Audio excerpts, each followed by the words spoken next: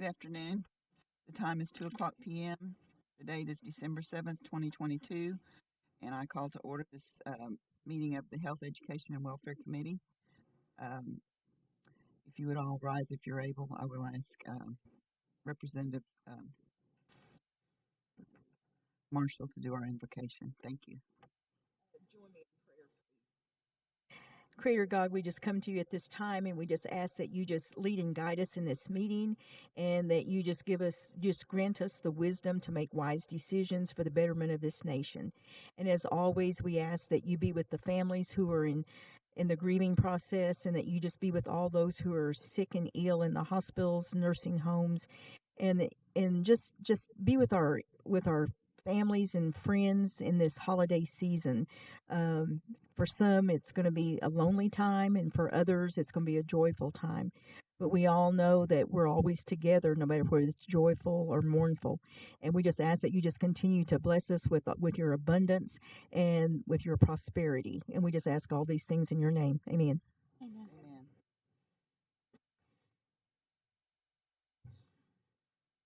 Widow Representative Marshall. Roll call vote. A roll call, please. Legislative Clerk April Lindsay. Mayor Crawford. Enlega. Joyce Deere. Alega. Leonard Gouge. Here. Robert Huff. Present. Anna Marshall. Present. Madam Chair, you got 5 present and 0 absent. 5 present and 0 absent. Absent constitutes a quorum. All business conducted will be official. The first order of business is approval of minutes of November the 9th, 2022. Madam Chair, I believe we've had the opportunity to go through our packets and read the minutes. I make a motion that we approve the minutes with any necessary changes.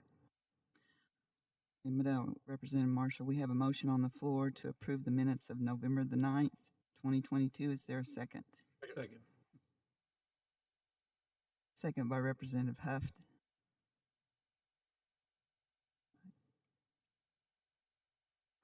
Roll call vote, please. Anna Marshall. Yes. Leonard Gouge. Yes. Robert Huff. Yes. Mary Crawford. Yes. Madam Chair, you got 4 in favor and 0 against. 4 in favor and 0 against. The minutes of November the 9th are approved.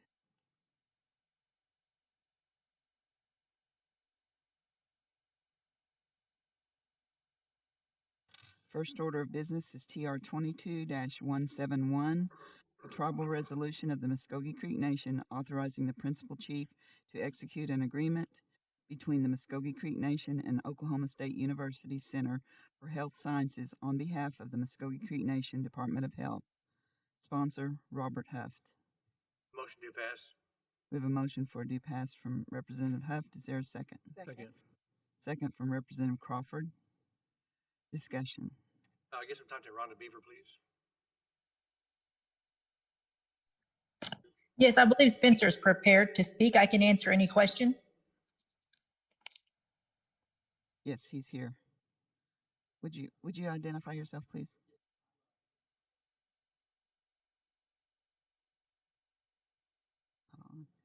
Third time's the charm there. It. Spencer Torbett, I'm the attorney for the Department of Health. Okay, thank you. Okay, you want to go over the legislation? Yes, Madam Chair. This piece of legislation is a government-to-government agreement that is to allow Oklahoma State University Center for Health Sciences in Tulsa to essentially rent the services of Dr. Wright, who's a urogynecologist employed by the Department of Health, a couple of days a month, I believe, to perform surgery there at OSU, the hospital in Tulsa. Okay, anything further? That's it? No, ma'am. Okay, are there questions for Spencer? I could call you Spencer. Thank you. Are there any other questions? Are there questions from council in attendance or online? Hearing none, roll call vote, please. Robert Huff. Yes. Mary Crawford. Yes. Anna Marshall. Yes. Leonard Gouge. Yes. Madam Chair, you got 4 in favor and 0 against. 4 in favor and 0 against. TR 22-171 is passed. TR 22-172, a tribal resolution of the Muskogee Creek Nation authorizing the principal chief to execute a contract with Toast Inc. for the benefit of the Muskogee Creek Nation Department of Health. Sponsor Robert Huft. Motion to pass. We have a motion for a due pass from Representative Huft. Is there a second? Second. Second, Representative Crawford. Discussion. Mr. Spencer. Thank you, Madam Chair.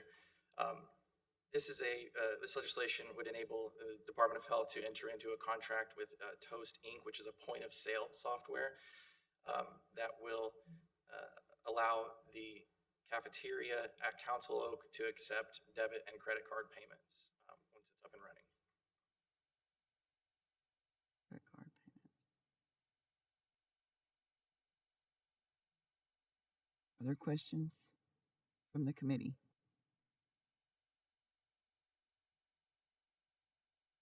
Are there questions from council in attendance or online? Hearing none, roll call vote, please. Robert Huff, Yes. Mary Crawford. Yes. Anna Marshall, Yes. Leonard Gouch. Yes.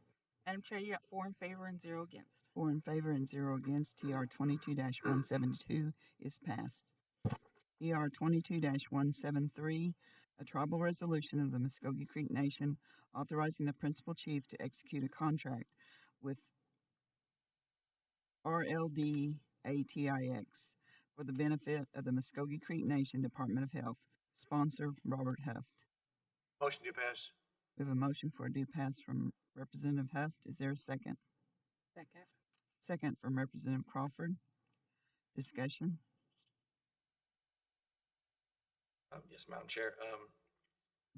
RL Datix is a contract management software company that will allow the Department of Health to secure the entire contract management workflow and safely store our contracts in a digital format. It also builds in compliance software, which will help us with our accreditation and vendor evaluations. Would you say the name of that company? I'm sorry, ma'am, I couldn't hear you. Would you say the name of that company? RL Datix. Is that how you say it? That's how I say it. Datix. I'm not saying that's how it's pronounced necessarily, but it's how I say it. Okay. Thank you. Are there questions from the committee? Questions from council online or in attendance? Hearing none, roll call vote, please. Robert Huff, Yes. Mary Crawford. Yes. Anna Marshall, Yes. Leonard Gouch. Yes. Madam Chair, you got 4 in favor and 0 against. 4 in favor and 0 against. TR 22-173 is passed. TR 22-174, a tribal resolution of the Muskogee Creek Nation authorizing the principal chief to execute a contract agreement between the Muskogee Creek Nation and Legal Aid Services of Oklahoma Incorporated for the purpose of providing legal services for the Muskogee Creek Nation Reintegration Program. Sponsor Anna Marshall. Motion for due pass. I have a motion for a due pass from Representative Marshall. Is there a second? Second. Second by Representative Crawford. Discussion. Mr. Fish is online. Basically, this is the Oklahoma Indian Legal Services of Oklahoma, the contract with the program participants of reintegration. Mr. Fish? Mr. Fish, you have the floor. Thank you very much. This legislation will be to go into another year of engagement with Legal Aid Services of Oklahoma. We have a long-standing relationship using their services. They have been very beneficial to our clients and to our participants.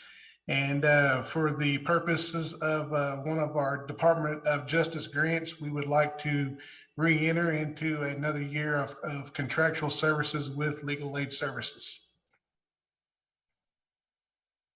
Are there any questions for Mr. Fish from the committee? Any questions from council in attendance or online? Hearing none, roll call vote, please. Anna Marshall, Yes. Leonard Gouch, Yes. Robert Huff, Yes. Mary Crawford. Yes. Madam Chair, you got 4 in favor and 0 against. 4 in favor and 0 against. TR 22-174 is passed. TR 22-175, a tribal resolution of the Muskogee Creek Nation authorizing the principal chief to submit a grant application to the United States Department of Agriculture for the benefit of the Food Distribution Program. Sponsor Anna Marshall. Motion for due pass. We have a motion for a due pass from Representative Marshall. Is there a second? Second. Second made by Representative Crawford. Discussion. This is a grant, like it read in the title. It's with the USDA, and this is for a 20% match grant. And the 20% match grant, if the grant is approved, is $4,375. And it'll be all used for supplies if you'll look at your budget sheet. And also, they'll be using it for, they're going to be using cookbooks, they'll be using DVDs, videos, as well as pamphlets and handouts, and they'll be going to different health fairs. And this will be for the participants of the food distribution program.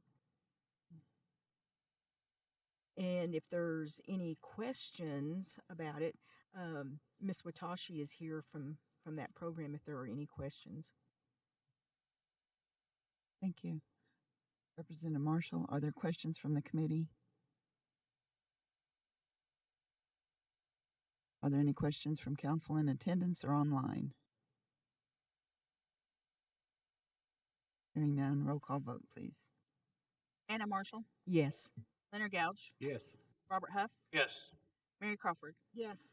Madam Chair, you got 4 in favor and 0 against. 4 in favor and 0 against. TR 22-175 is passed. We're down to other business. We will have a discussion on the health systems update. Mr. Terry is not able to be here today, but he has left us in capable hands. Ms. Crawford is here to answer any questions and give us the update. So thank you for being I'm not as tall here. as Spencer, so I'll pull this down. Thank you, Madam Chair. There was a report, I believe, in your packet, primarily addressing the RSV. The positivity rates for the month of November were 19% for RSV, 15% for the flu, 10% for COVID. Then there was some information about the vaccinations. There was a total of 1,088 flu vaccinations that were administered in October and November, 566 COVID vaccines. Under external government activities, on November 30th, we closed on the land purchase for the future construction of a new clinic that will be located in Holdenville. This will offer the best health care for our citizens, includes accessibility and quality of delivery service. So this is a new facility, is an outstanding accomplishment for one of our foundational goals of providing excellent care for our citizens. And then on November 4th, we had the pleasure of honoring some of our longstanding employees. We had an employee luncheon and appreciation for those employees. Are there any questions regarding the Secretary of Health's report? Madam Chair. Yes, I have Representative a Huff. question. It's not really all the report, but where do we stand with the Tapalpa Clinic? Do land purchase? They're still evaluating land purchases. I believe there's 2 or 3 that they're looking at. I know there was another one that they were planning to look at just in the last week. So they're still evaluating the land purchase to get the right amount we need for the building and the parking. Okay, thank you. Are there any other questions for Ms. Crawford? Madam Chair, I have a question. Yes, Representative Gouch. For the new facility in Holdenville, you guys mentioned that there's a formula you input the data, excuse me, to determine the size of facility. Have you determined what size of facility that will be? I can't answer that question. I believe Ms. Beaver has that information.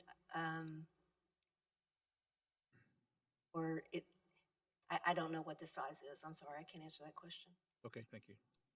Ms. Beaver is Sure. on the, Ms. Beaver, you're on the line. Would you address that question, please? I am on the line. I was actually looking for that in my emails just now. There is a formula that we use with the IHS, HSP software that they have, and it's based upon user population for that area. And it's also determined by the types of services that we will provide there. It hasn't been evaluated just yet. Our next order of business was to actually go down. It's 39.8 acres, I believe, there in Holdenville, just right across the street from Tyson. Our next step was to schedule some time with the architect to go down to Holdenville and to evaluate the land and to begin that process. But we will also work with the architects. They have access to the HSP software so that we can sit down with our team and determine what services we want to offer there based upon the user population and some of the historical data that we've also received being on the WeWoka board for all of these years. So that's where we're at in the process right now. Thank you, Madam Chair. Thank you, Ms. Beaver. Are there any other questions? Are there any questions from council in attendance or online? Madam Chair, is this for questions for Ms. Crawford? Yes. Okay. Ms. Crawford, it's not on what's on the report, but this is just something that's happened in the last couple of weeks, and I don't know if anyone has approached health about it. I did talk with Speaker earlier. In Holdenville, there's an issue with, the children that are on these hemp farms. And when they come to school, it's like they just all the fumes, they bring the fumes in their clothes and in their hair. And they usually have to like open up the windows after the school day is over because it smells so much like marijuana or that stinchy smell. Has anybody approached health about the secondhand effects of children being exposed to that, even though, and I'm not saying this just because it's Creek kids that are going there, but it's all the kids that are being exposed to this smell. Does that have any effect on children, the long-term effects? I can't answer that question, but I will take it back to our health people and find out. Oh, I okay. don't know. Okay. It hasn't been discussed in any of the meetings I've been in, but I'm not in all of the medical meetings. So I'll take it back to our CMO's office and find out if they know. Okay. Thank you. Thank you. Thank you. Would you update us on that at our next On the meeting? financials? Or Yes. as soon as you can. Okay. We do have financial statements for the month of October, and of course, this is the first month of our fiscal year, so you just have monthly statements. Just some highlights. Our revenue for the hospitals and the clinics combined was about 38.5 million compared to 30 million last year, with expenses only going up less than a half a million. So we're thrilled with that. Obviously, we continue to have a lot of contract health costs, contract costs for employees, but we have been able to fill a lot of those positions and still have several more in the pipeline. I talked to a recruiter just yesterday who said that some of the problems with hiring health employees, it seems to be lessening. There's more people that are willing to be looking for a job at this point. I don't know what's changed, but we are hopeful that we'll be able to fill more of those positions and have less of the contract labor because it is very expensive. I think we talked about that last week. So. From a cash standpoint, our year-to-date collections on patient accounts, so this is for October and November, is $36,792,000 compared to $20,669,000 last year. So we're past a lot of the backlog with Epic, bringing on a new system, and so we're starting to see a lot more reaping of the benefits of getting that billing out the door. So, are there any questions regarding the financials? Are there any questions for Ms. Crawford? Are there any questions from council in attendance or online? Hearing none, thank you, Ms. Crawford. We appreciate Thank you, you. Madam Chair.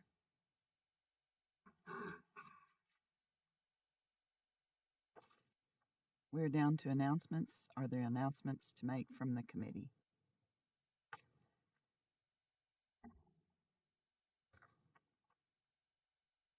Hearing none.